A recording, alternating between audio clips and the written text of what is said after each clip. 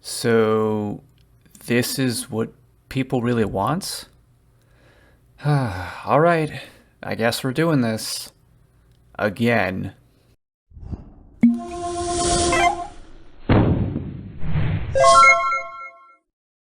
Romance is a big element of many stories and many character arcs. It's a great way to have people build their character arcs and potentially build upon other people's character arcs as well. It's kind of like two birds with one stone in some ways. And also, love is just such a wonderful emotion that most, if not all of us, can relate with on some level, and getting to see that on any screen and see it done well is not only interesting, but it's wonderful. Romance is such a big genre of novels, movies, television, and of course anime. I personally love not only seeing romance in other stories, but also writing them into my own. Aside from character banter, romantic connections are something that I personally find so interesting and fun to write. With all that said, RWBY. After Ice Queendom reminded everyone why RWBY used to be great, allow me to remind you why this is still in the past tense when referring to the main series. Case in point, Bumblebee. I get that a lot of people really wanted this to happen, but this just didn't work. At all. Like, literally at all. But I'm not going to be hostile for this one. This isn't a rant video. This isn't me getting super angry. This is a genuine dissection of this relationship and why it just didn't work.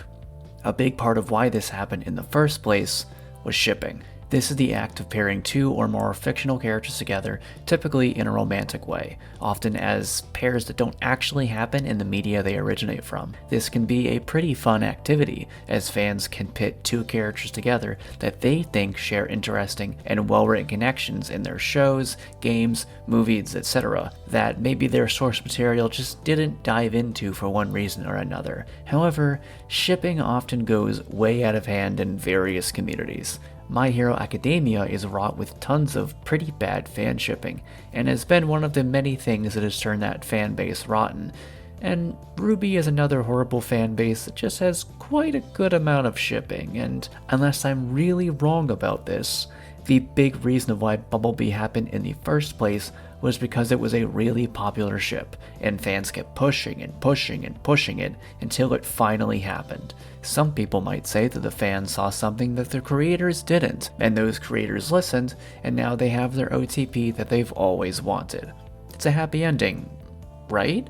Well, like I said before, not really. There's honestly nothing good character-wise or story-wise that has originated from Bumblebee. In fact, it's not only harmed the interpersonal relationships of various characters, but also the story, making it among one of the worst fictional relationships ever made, at least in execution. And keep in mind, a bad relationship and an unhealthy relationship are going to be used differently in this video, as this is an important distinction. In my opinion, there are three major problems with Bumblebee that ultimately ruin it. The first is that both characters are just genuinely not fun to watch. In the case of Blake, Bumblebee essentially becomes her only addition to the story after a while. Once she defeats Adam, her character arc is done. Blake isn't really given any other things for her character to do, to the point where things that she could do are given to Weiss, like telling off all the racists in Atlas, and the writers just don't give her anything new after that. She just meanders through the story, acting as Yang's other half. While she does participate in events, she's never a main focus of those events, and none of them ever change her, including Yang. Some could argue that she becomes happier and smiles more because she's with Yang, but that's more a result of the group than Yang herself. So she doesn't do anything as a character, and she isn't affected by anyone around her. But worse yet, the entire White Fang story arc. Blake's place in it has some horrifying and disgusting real-world applications. Thank you to this video for pointing that out to me. It honestly makes her appear so much worse as she victim blames and pretends to protest. It's pretty fucked up, and it makes her very, very unlikable. And Yang is not any better. She degrades so much as the series goes on, starting off as the fun, punny, and badass older sister to RWBY, only to become more bitter and angry and just mean, lashing out against people and rarely ever saying any jokes. But she's in a war, I've heard as a counterpoint. Yeah, and this is a show where a scythe is also a sniper rifle. You can make this more fun. You can make the characters more fun. Instead of coming off as depressed and tragic, she just seems more selfish and mopey. She blames other people for her own mistakes, like her own sister, and then turns around like Blake is the only person who understands.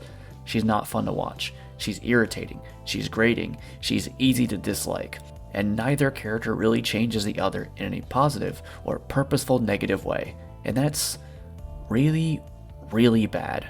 A good relationship should always build the characters that are involved in some manner. They are immediately affected by being in a relationship. In real life, people are of course affected by those around them. Some act differently in some groups, or are even completely changed due to their friends or family.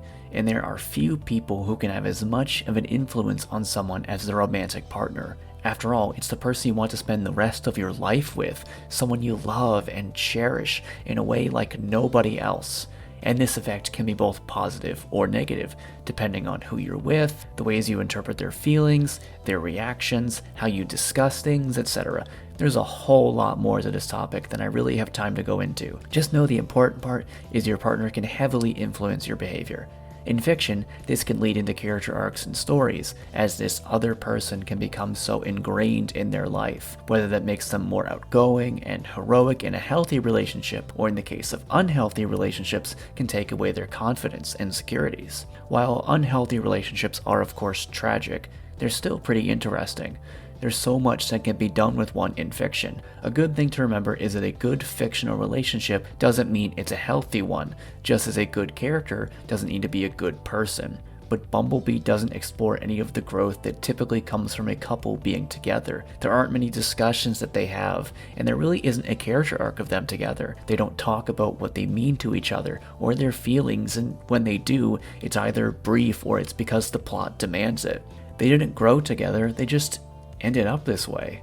And for how they ended up, they're both insufferable. If I don't like the characters separately, why would I like them together? And if you like them, I would recommend a therapist because that's a little concerning. They're just two toxic people that are together, and that's clearly not the angle they're going for. It's meant to be heartwarming, cute, and a symbol of making bridges between humanity and Faunus, which would have been great, but it doesn't come across that way. They just ignore other people for each other and get worse and worse as people as the volumes go on. Blake even forgets the whole plot about saving the Faunus. Yet, you remember how that was dropped super duper hard? And Yang's plots are thin at best, forgotten or picked up whenever it's convenient, so all we're left is their individual characters and how they interact with each other. And that's not fun because they're not fun. And that leads into my second major problem. There is no established chemistry between the two of them. Now what do I mean by that? I'm talking about before they get together. Most, if not all of their interactions were with the rest of their group. They don't share much alone time or moments together that tell the audience how they work off of each other. RWBY and Weiss are likely rivals, the energetic naive one and the cold serious one. But Yang and Blake just come off as friends. Yang herself clearly starts as a straight flirt with no hints at bisexuality. She and Blake don't even have much of a connection outside of their friendship as a team. And the worst part is, the one really meaningful connection they get is not a good one. For those of you who don't remember, Yang loses her arm to Adam at the end of Volume 3, and Blake just kind of bails on her. While she does carry her to safety, she runs away from the rest of the group and doesn't check in on Yang and how she's doing, and this is because she's afraid and lost and wants to find herself. Kind of a dick move, but it makes sense for how she is at that moment, and it's a pretty interesting part of her character, and Yang's rightfully pissed because of it. She did not care what happened to Blake after that, and she even kind of blamed her, rightfully so in some aspects. And they never made up for this, at least not properly. Maybe they said sorry, I honestly don't remember, but for a situation like this, sorry's not enough. What is enough is a long discussion between the two of them. Maybe it could have been a super interesting character moment, a discussion that could have pushed them maybe closer to having romantic feelings for each other over the course of several episodes. But that doesn't happen. The situation is never properly resolved. They stumble together because the writers made it happen, and they just get worse as characters over the course of the next few volumes. Even if they were to get together and improve themselves, that topic still has serious repercussions in the future. As a couple, you need to talk things out. You need to discuss with your partner. It's common advice not to go to sleep angry. But these two let that problem fester and boil for a really long amount of time. So they don't have any real chemistry, and they have a landmine of a problem just waiting to blow. But after they get together, they have some chemistry, right? No, not really.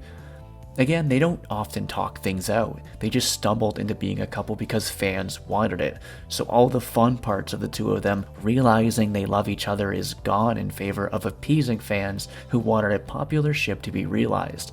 Well, you got it, and the writers clearly didn't know what to do with it. There are occasional reminders or Bumblebee moments, with these two characters doing something that seems a little bit like a couple, and the writers think that's enough. Instead, it just comes off as them saying, hey, we're important to each other, I know the plot's happening, but we wanted to let you know that. It's not organic or natural, it's manipulative. And that leads to my final problem. Fans wanted proper LGBT rep, and this isn't it. To my understanding, a lot of the RWBY fandom is LGBT, which explains why a lesbian ship is so popular. It's possible this could have worked, but I think a different couple would have worked a whole lot better, given everything I've talked about. Perhaps maybe RWBY and Weiss could have been better. Bumblebee isn't even good representation because it's baiting the LGBT community. They never go all the way. It's always just hinting at the two of them being together. It feels like whenever Disney suddenly says they added a gay character into something, but there's only like one line about it that can be easily taken away for the international release. It's disingenuous for the sake of free attention.